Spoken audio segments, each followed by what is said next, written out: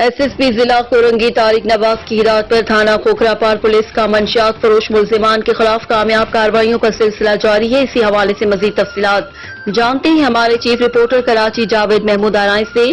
जी, क्या तफसीलात हैं आपके पास, बताइएगा। एसएसपी जिला कोरंगी तारिक नवाज की हिदायत पर थाना खोखरापार पुलिस का मंशियात फरोश मुलजिमान के खिलाफ कामयाब कार्रवाइयों का सिलसिला जारी है।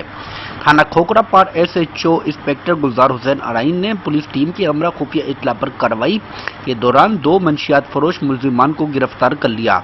मुलजिम नुमान वल्द असलम से 120 ग्राम चरस जबकि मुलजिम हसन वल्द हुसैन से 130 ग्राम चरस बरामद कर ली गई। पुलिस के मुताबिक मुलजिमान इलाके में घूमते फिरते मंशियात फरोशी करते थे।